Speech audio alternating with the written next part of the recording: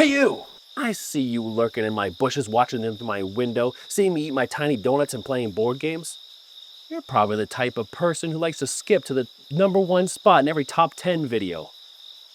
I should call the cops on you. But you know what? I'm going to reward your impatience, and today I'm going to give you 5 #1 games in 5 different board game mechanics. Screw the other 9. So why don't you come on in, and maybe I might just give you a taste of one of my little donuts. Now let's not waste any of my time or your time and just jump right into it with the best push your luck board game, which has to be Clank Catacombs. Clank Catacombs is a deck-building, tile-laying adventure board game where 2 to 4 players take the role of a thief, venturing into the catacombs of an undead dragon, raising to steal artifacts and escape with your life. You play cards to move, fight monsters, and grow your deck. But every noisy action generates clank, which, if pushed too far, will awaken the dragon and kill every last one of you for your insatiable greed. I was a huge fan of Clank in Space, but the modular map here just makes perfect thematic sense to the point where I can't imagine ever going back. The tension and excitement of every tile flip dwarfs the experience of jumping onto a spaceship with a stagnant map. I think the added element of exploration provides this wonderful temptation, beckoning you to keep pushing despite the obvious danger. You think to yourself that if you just keep exploring, maybe the next room will be filled with prizes. But no, the dragon is waking up and you should probably leave and not be greedy. But, but what's just around that corner?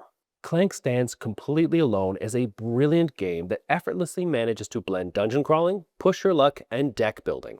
And the deck building here, it's pretty good. This isn't the type of deck builder that persuades you to simply pick up cards at the end of your turn, regardless of whether or not it fits cohesively into your deck, simply because you have the actions available. But curating that deck is part of the fun challenge, and you are facing multiple challenges in this game. Unruly decks, other players, enemies, the map itself, your own temptation and greed. The game is just loads and loads of fun and hard decisions. And those challenges force tough choices and great tension. Tension further aided by the fact that the journey through Clank's depths is not an entirely random affair. As you go deeper, you make noise, which gradually awakens the dragon as you pull more and more cubes out of the bag, crossing your fingers that the cubes that you're pulling out aren't yours. You assess risk over time, gauging what's left in the bag, cautiously gaining self-confidence while on your run, allowing you to determine if it's best to resurface what you have or be brave and bold and continue your descent. Honestly, this wasn't even a contest. Malem and Wonderland's War are great games, but they can't even stand toe-to-toe with Clank Catacombs. I bet you're a Quacks fan, aren't you? Disgusting. You know, I won't even feel bad for what happens next. Well, this one is a tough category. I believe the #1 tableau builder of all time has to be Terraforming Mars. Terraforming Mars is a strategic board game for 1 to 5 players where corporations compete to make Mars habitable by raising its temperature, oxygen levels, and ocean coverage. Players manage resources, play project cards, and build their engine towards shared terraforming milestones and awards, with the objective being the most efficient and highest contributing corporation to Earth's terraforming process. This really is the hardest choice to make because Ark Nova is brilliant. But when I think about how satisfying the tableau building in Terraforming Mars is, I really can't pick anything else. There is so much variety in cards available, and many interact with each other and even your opponents in such interesting and creative ways, making the entire experience feel deeply rewarding when you perfectly execute your turn. Expertly leveraging those 2 actions you can perform to scoop the best spot for a city, nestled between someone else's trees for points, or increasing the temperature at just the right time to be the one to receive the bonus heat production. It feels incredibly good and provides a lot of strategic depth and consideration on every single turn. And these moments are everything to Terraforming Mars' engagement because the game, it is largely a solo affair, as most tableau builders are. Terraforming Mars, like Ark Nova, is a type of game that upon first play feels as though there are no other players sitting beside you. But the stronger you get at the game, the more interactive nuances sort of reveal themselves. Beyond the obvious race towards milestones and awards, drafting between every round forces you to pay close attention to the tableau of your opponents or risk passing them a pivotal card for their engine. And nothing feels better in a board game than holding on to the -6 plant card and just waiting the entire game for when your opponent finally builds up a bunch of plants and then you just come in at the last second and just destroy them all. I'm a vindictive person, as you're about to learn. Terraforming Mars is a game that's generally difficult to summarize because it's not one mechanic or design element that makes the game. It's sort of everything crammed together in this like perfect package. Every turn, whether early or late game, feels deeply meaningful. And despite hundreds of plays, I've never had a game feel the same as the last game I played. Hell, the early game of Terraforming Mars with the Prelude expansion has me agonizing over starting corporations and cards and is honestly it's my favorite early game decision making in any board game ever. And the game just started and I'm already being asked to plan out my entire strategy. It's overwhelming for sure, but that's sort of the point, isn't it? Terraforming Mars it doesn't hold your hand. It just throws you into the deep like a father who had few too many beers at the cabin. But but I love it for that. And my dad, despite the fact that I still can't swim. But at least I'm a highly skilled Terraforming Mars player, and I'm sure he would be very proud of that. And the best area control game is likely one that many of you have never played, and given its length, may never play. Dominant Species. Oh, I forgot I promised you mini donuts. Here you go. It has chocolate inside. Oh, wait a second. Did you remember to subscribe to this video? Did you even join our Discord group? What about Patreon? You really are awful. You'll get what's coming to you soon. I mean, bon appetit.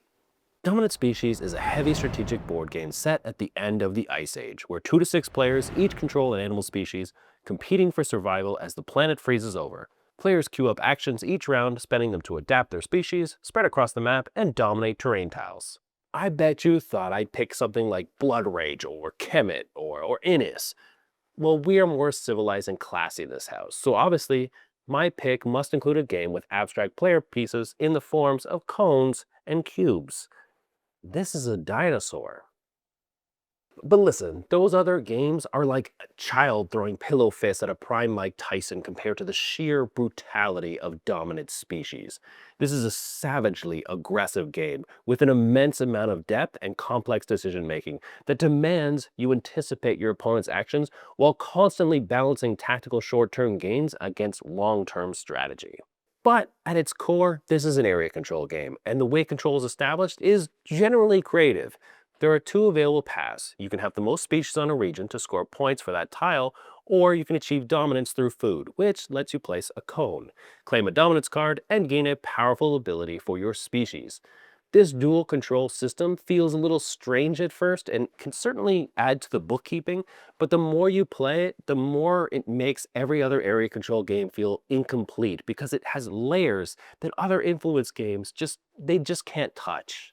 But what's great about the game is that it's not really hard to understand. The entire game is condensed into a shared action board, and every action is pretty intuitive because they all serve the theme. Through these actions, you are constantly evolving, shifting, and responding. The game feels dynamic in its brutality as you struggle, dominate, evolve, and sometimes die, but continually crawl forward all at the same time. Even the abilities you acquire throughout the game sort of ebb and flow in relevance. Something you picked up early may feel overwhelmingly powerful, then lose all significance a few turns later, only to come roaring back in the endgame. There is so much here to consider on any given turn that the whole experience genuinely feels as epic as the entire passage of a species' history should. And for a game that takes as long as this game takes, you need that feeling to continue being excited for your next turn. And I think Dominant Species accomplishes that beautifully. Hey, are you getting sleepy on me? You can't clock out just yet. We have a few more games to get there. Here, drink this. It goes great with my special donuts. Now, this is going to be the biggest upset on this list, but it's a hard truth for you Agricola lovers to swallow. The best worker placement game of all time is Trickerion. Hit me up in the comment section and find me. Trickerion Legends of Illusions is a 2 to 4 player heavy worker placement game where players take on the role of rival stage illusionists, each with their own strengths and special tricks. Magicians strive for fortune and fame by managing resources and performing tricks in a competition hosted by a legendary magician, looking for a successor worthy of the mighty Trickerion stone. This game is fantastic because there is just so much more to consider on any given turn when analyzing the best location to place your worker, primarily because all of your placement is pre-programmed, meaning you have to select where you want to put your workers at the start of the round. This simple design decision adds this beautiful layer of engagement, where I'm not just tactically adjusting my moves based on the decisions of others, like most worker placement games. Instead, I'm actively anticipating the actions of my opponents and what their desired order would be during activation. It's interaction without direct conflict, and it just adds an immense amount of depth to the game that elevates it above the rest. And Dracarion has my favorite worker placement mechanic: individual worker powers. You have three different specialists that not only dictate how well you can perform an action, since some provide more action points than others, but they also have abilities that assist you in various actions, like the engineer, who allows you to hold an extra trick and gives you more shards during your performances, or the manager, who allows you to gain bonus components. Trickerion is one of those games that's asking you to consider a lot on any given turn, and while I love games like Viticulture for its simplicity as a worker placement game, I often gravitate towards games that overwhelm me and demand a lot of me whenever I'm taking my turn. And that pull toward more complexity and depth is precisely why I love adding in every expansion for this game, many of which already come with the base game. This is definitely not an elegant game. Every piece of new content, be it the new player powers activated by shards, the individual magician powers, or the extra action cards you can use on your turn, all feels so incredibly broken. And yet, the balance of these items is in their brokenness. Everyone is constantly yelling that every power feels too intense and insane, and then you slam down your worker and utilize your own powers. It really does feel like you're creating magic at the table. Trickerion isn't a game for new gamers, and it's likely not one that will get high praise from a reviewer who has only played it once or twice. But if you give it enough time, you'll see exactly what I mean when I say it is easily the best worker placement game. Plus, how many games have rope as a resource? We'll be using this later. Just one more game to talk about. The best negotiation game is one I promise you've never heard of, and yet nothing even comes close to how engaging Fief France 1429 truly is as a negotiation game. Fief France 1429 is a complex and dense negotiation game of dynasty ambition where 3 to 6 players are dropped into the chaotic political landscape of 15th century France, where the lead noble families scheming their way towards power through military conquest, papacy maneuvering, and marriage, all while weaving in and out of alliances and betrayals. Thief is built around the understanding that no one player can reach the 3 victory points required to win on their own, and that scarcity of scoring opportunities means that your path to family dominance will require constant maneuvering, alliances, deceit, and maybe a marriage between families that ends with your wife laughing over your dead body because she orchestrated your assassination in an attempt to seize the throne for her family. Thief is built around these subtle and savage Machiavellian negotiations. One moment you're patting your friend on the back as brothers, and the next you're attacking his lands with your army because, well, because he had previously crossed you and you must repay your debts to show dominance at the table. And trust me when I say I always get my revenge. What raises Fief to the top of the negotiation pile is that the negotiations here are not abstract like in many other games. You're trading votes to gain favor in religious elections. You're promising royal support for military protection. You're bribing the player who controls the Pope to grant you an annulment to dissolve a useless marriage alliance.